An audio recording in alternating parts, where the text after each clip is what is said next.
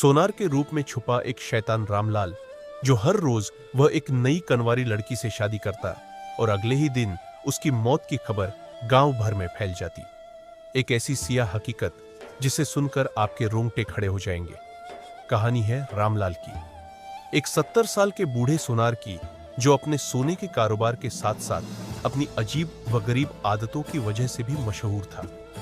रामलाल का घर गांव के वसत में एक बुलंद व बाला हवेली थी, जिसकी दीवारें पुराने जमाने की शान व शौकत की गवाह थी।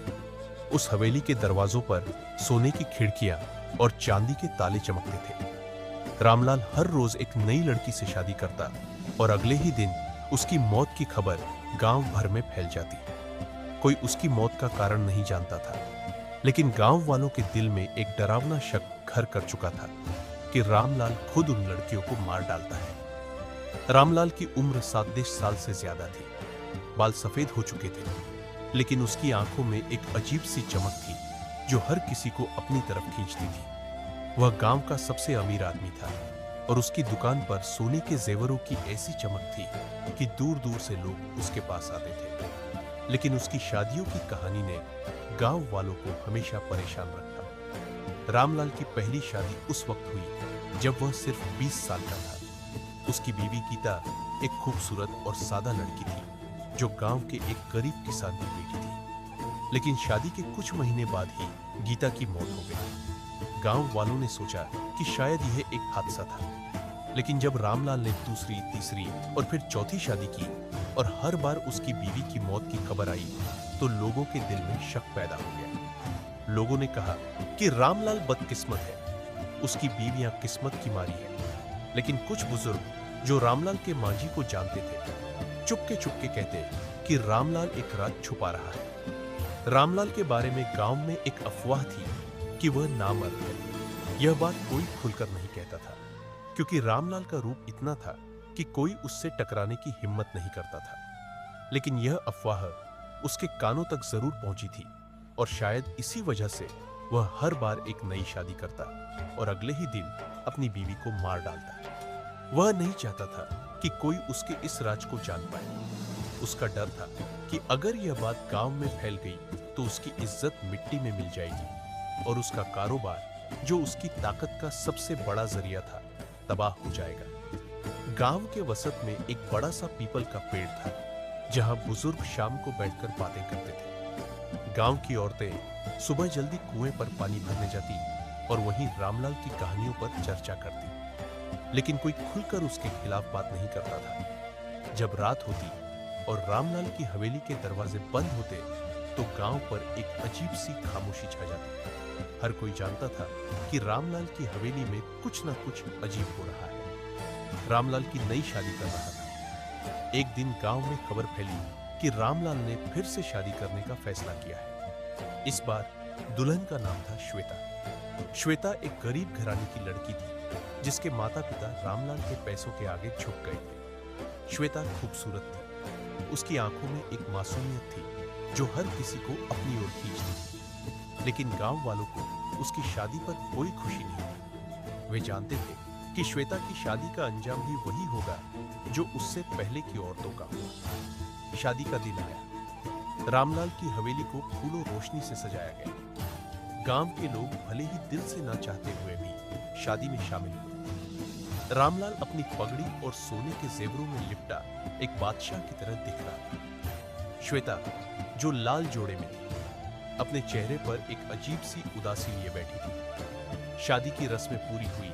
और रात को जब गांव सो गया, रामलाल श्वेता को अपनी हवेली के सबसे बड़े कमरे में ले गया। अगली सुबह जैसे कि सबको डर था, श्वेता की मौत की खबर फैल गई। गांव वालों ने सिर झुकाकर इसे एक और हादसा समझ लिया, लेकिन उनके दिल में एक सवाल उठ रहा था। रामलाल यह सब क्यों कर रहा है? गांव की एक और लड़की, जिसका नाम राधा था, वह गांव के स्कूल में पढ़ाती थी और बच्चों को पढ़ाने के साथ साथ गांव की औरतों को भी उनके अधिकारों के बारे में बताती थी। राधा ने रामलाल की कहानियां बचपन से सुनी थी। वह जानती थी कि गांव में रामलाल के बारे में क्या बातें होती। वह यह भी जानती थी कि रामलाल की शादियों के पीछे कोई बड़ा राज है। राधा के माता पिता गरीब थे, लेकिन उन्होंने राधा को पढ़ाया लिखाया।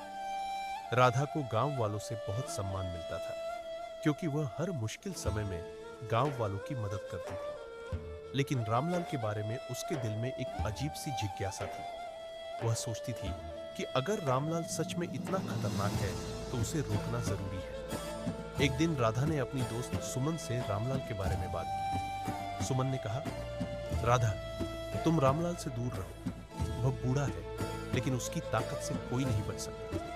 लेकिन राधा ने कहा, अगर हम सब चुप रहेंगे तो यह जुल्म कभी नहीं रुकेगा। कोई तो है जो उसके राज को जानता हो, मैं उसे जरूर पता करूंगी। राधा की हिम्मत। राधा ने फैसला किया कि वह रामलाल के राज को खोलेगी। उसने गांव के बुजुर्गों से बात की, लेकिन कोई खुलकर बात करने को तैयार नहीं था। फिर उसने रामलाल की हवेली के नौकरों से संपर्क किया। एक नौकर जिसका नाम मनोज था, राधा को पसंद करता था।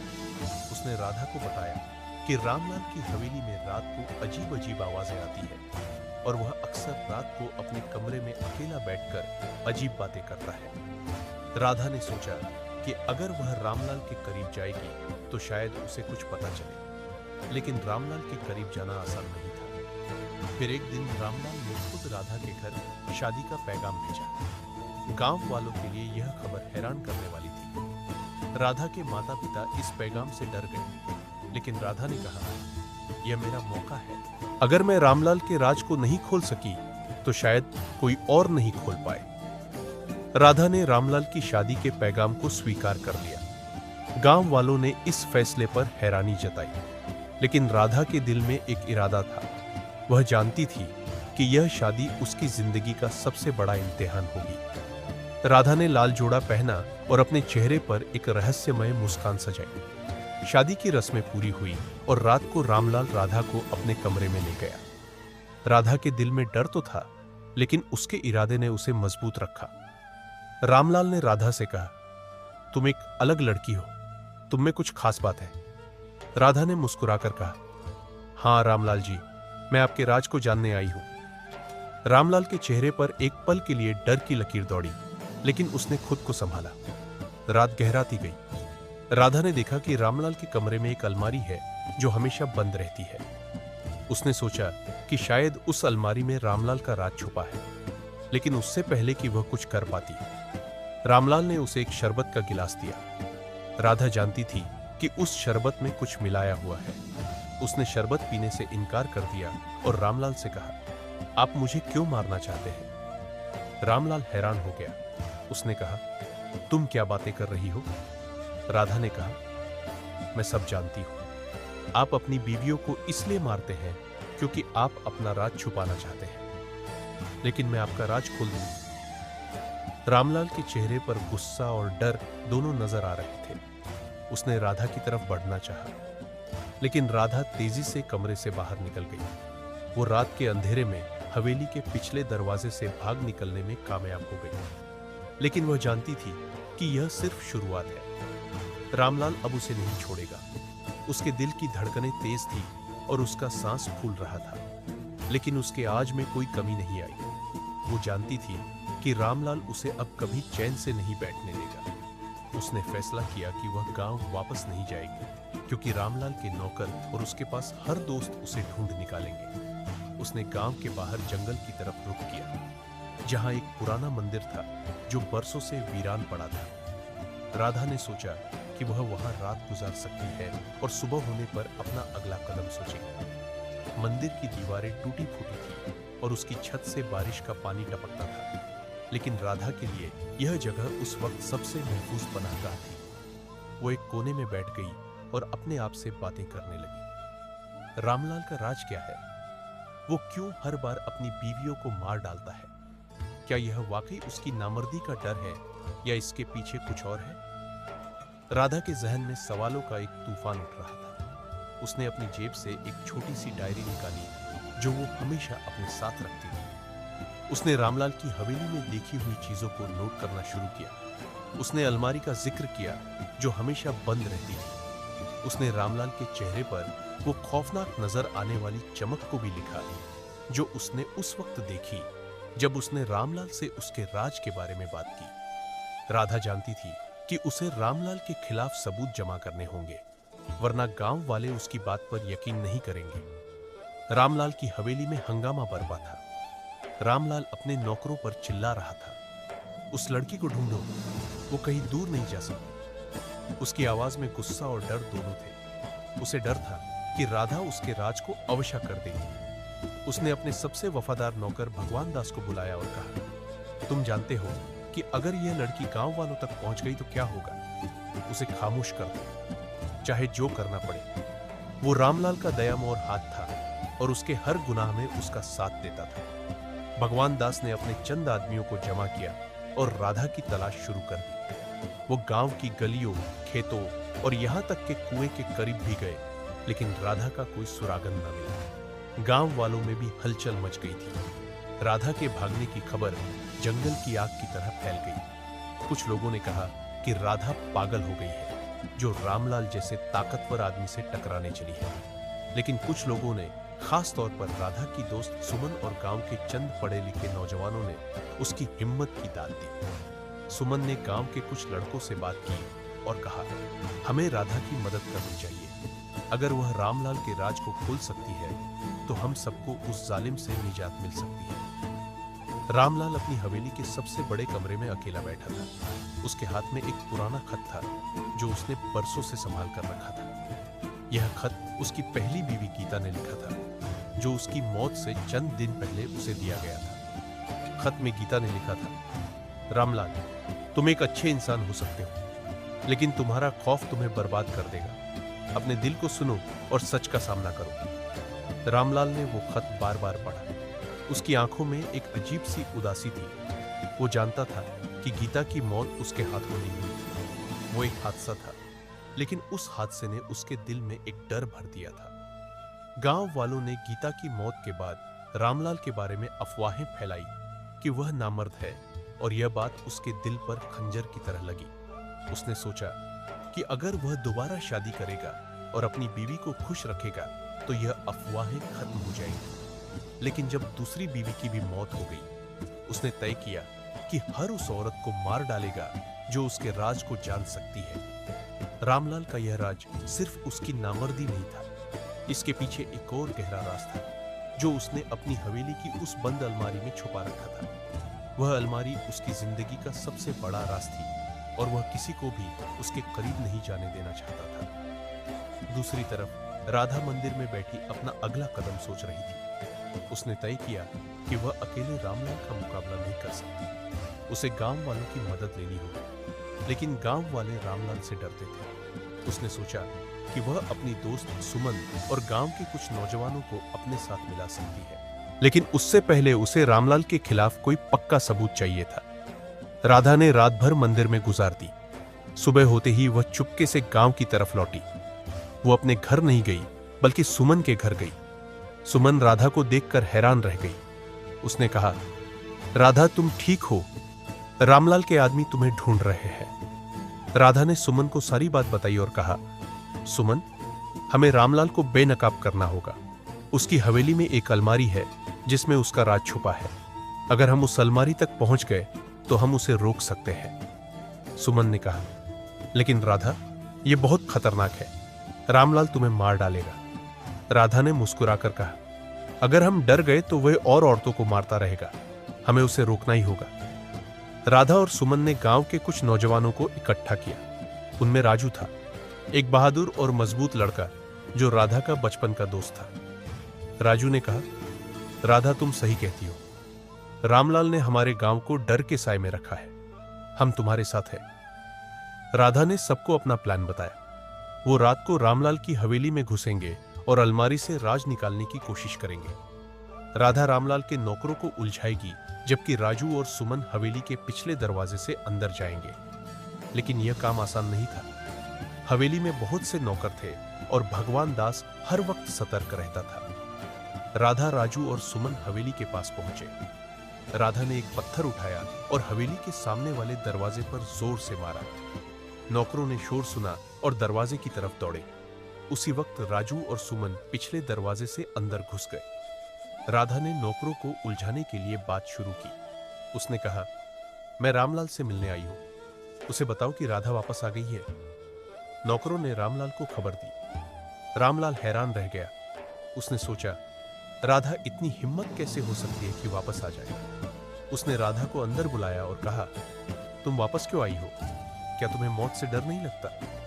राधा ने हिम्मत से कहा, रामलाल, मैं तुम्हारा राज्य जानती हूं। तुम अपनी बीवियों को इसलिए मारते हो क्योंकि तुम अपनी कमजोरी छुपाना चाहते हो, लेकिन अब यह राज छुप नहीं सकता। रामलाल के चेहरे पर गुस्सा और डर साफ झलक रहा था। उसने राधा को पकड़ने की कोशिश की, लेकिन उसी वक्त राजू और सुमन अलमारी के पास पहुंच गए। उन्होंने अलमारी का ताला तोड़ने की कोशिश की, लेकिन ताला नहीं टूटा। भगवान दास ने उन्हें देख लिया और हमला कर दिया। राजू ने भगवान दास का मुकाबला किया, लेकिन वह बहुत ताकतवर था। राधा ने गांव वालों से कहा, हे, रामलाल को रोकना होगा। उसकी अलमारी में उसके गुनाहों का राज है। गांव वाले हवेली के बाहर जमा हो गए और नारे लगाने लगे। रामलाल घबरा गया। उसने अपने नौकरों को गांव वालों को रोकने का हुक्म दिया, लेकिन अब भीड़ बढ़ती जा रही थी। राधा ने कहा, अब भी वक्त है रामलाल, सच बता दो, वरना यह लोग तुम्हें नहीं छोड़ेंगे। रामलाल की आंखों में हार की झलक थी, लेकिन उसने खुद को संभालते हुए कहा, तुम कभी मेरा राज नहीं जान पाओगे।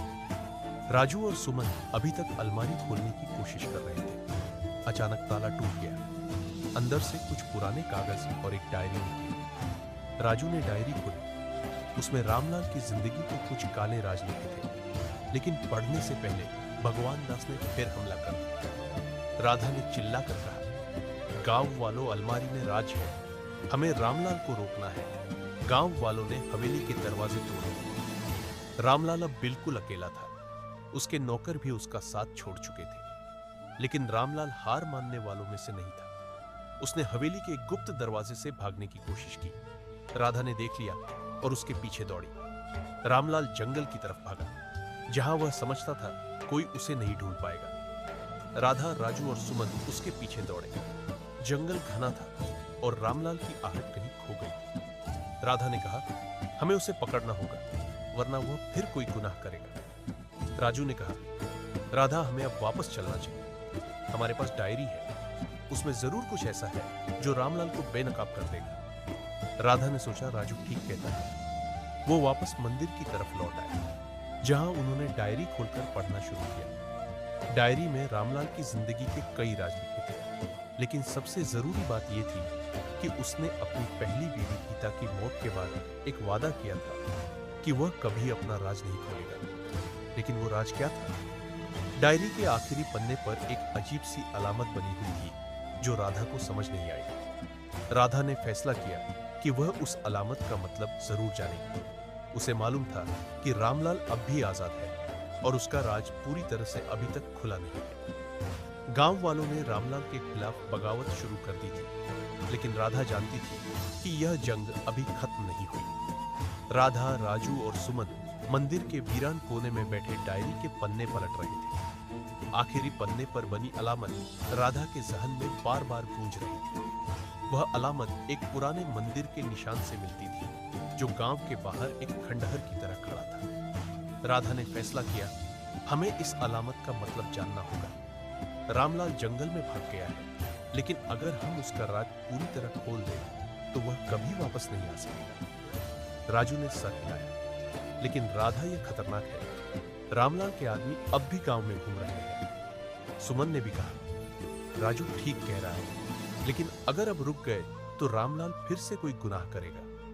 तीनों ने तय किया कि सुबह होने से पहले वो पुराने मंदिर जाएंगे और अलामत का राज तलाश करेंगे। राधा ने गांव के कुछ नौजवानों को भी पैगाम भेजा कि वह मदद के लिए तैयार रहे। गांव वालों में अब रामलाल के खिलाफ गुस्सा बढ़ता जा रहा था। राधा की हिम्मत ने सबके दिलों में नई उम्मीद जगा दी थी। नौजवान पुराने मंदिर की तरफ रवाना हुए। मंदिर गांव से कुछ दूरी पर एक घने जंगल के बीच में था। उसकी दीवारें टूटी हुई थी और अंदर एक अजीब सी तारीकी छाई हुई थी। राधा ने डायरी में बनी अलामत को फिर देखा और मंदिर की दीवारों पर वैसी ही अलामत ढूंढने लगी। कुछ देर की तलाश के बाद उन्हें एक पुरानी अलमारी मिली, जो मंदिर के कोने में छिपी हुई थी। उस अलमारी पर वही अलामत बनी हुई थी जो डायरी में थी। राजू ने ताला तोड़ा और जब अलमारी खुली तो अंदर एक पुराना संदूक निकला। संदूक में कुछ पुराने खत, कागज और एक छोटी सी मूर्ति थी जो सोने से बनी थी। राधा ने खत पढ़ने शुरू किए। उनमें रामलाल की पहली बीवी गीता ने अपनी मौत से पहले कुछ बातें लिखी थी जो रामलाल का राज खोल रही थी। गीता ने लिखा था कि रामलाल की नामर्दी की अफवाह उसके अपने बाप ने फैलाई थी क्योंकि वह रामलाल को अपने कारोबार से दूर रखना चाहता था। रामलाल का बाप एक जालिम आदमी था और उसने बचपन से रामलाल को जलील किया। गीता की मौत एक हादसा था, लेकिन रामलाल ने उसे अपनी कमजोरी समझ लिया। उसे लगा कि अगर वह बार बार शादी करेगा और अपनी बीवियों को मार डालेगा तो उसका राज कोई नहीं जानेगा। लेकिन इस सब के पीछे एक और बड़ा राज था। खतों में लिखा था कि रामलाल ने गांव के एक पुराने खजाने को छिपा रखा था जो इसी मंदिर में दबा हुआ था। वो खजाना सोने और जवाहरात से भरा हुआ था। रामलाल उसे अपनी ताकत का राज बनाकर रखना चाहता था। वो नहीं चाहता था कि कोई उसके करीब जाए, इसलिए हर उस इंसान को मार देता जो उसके राज के करीब पहुंचता। राधा ने उस मूर्ति को गौर से देखा। उस पर एक नक्शा बना हुआ था जो मंदिर के नीचे एक तहखाने की तरफ इशारा कर रहा था। राधा, राजू और सुमन ने मिलकर मंदिर का फर्श खोदना शुरू किया। थोड़ी देर की मेहनत के बाद उन्हें एक तहखाना मिला जिसमें सोने के सिक्कों और जवाहरातों से भरा एक बड़ा संदूक था। राजू बोला, राधा, हमें अब निकलना होगा। हम इस खजाने को गांव ले चलेंगे और रामलाल को बेनकाब करेंगे। गांव वालों ने रामलाल के खिलाफ एक बड़ा हुजूम इकट्ठा किया और मंदिर की तरफ बढ़ने लगे। रामलाल जब मंदिर के पास पहुंचा तो उसे गांव वालों की भीड़ नजर आई। उसके चेहरे पर खौफ छा गया। उसने भागने की कोशिश की, लेकिन राजू और दूसरे नौजवानों ने उसे घेर लिया। रामलाल चिल्लाया, तुम सब पागल हो गए हो। मैं गांव का सबसे बड़ा आदमी हूं। तुम मेरा कुछ नहीं बिगाड़ सकते। लेकिन राधा आगे बढ़कर बोली, रामलाल, तुम्हारा वक्त खत्म हो गया। तुम्हारे गुनाहों का हिसाब अब गांव वालों के सामने होगा और यह खजाना अब गांव के लोगों के लिए इस्तेमाल होगा। एक बुजुर्ग ने नजदीकी पुलिस स्टेशन को खबर दी। राधा ने पुलिस को सारे सबूत दिए। पुलिस ने रामलाल और उसके कुछ वफादार नौकरों को गिरफ्तार कर लिया। रामलाल को जेल भेजा गया। उस पर कई कत्ल के इल्जाम लगे। अदालत में मुकदमा चला। राधा, राजू और सुमन ने गवाही दी। गांव वालों ने भी रामलाल के जुल्म की कहानियां बताई। अदालत ने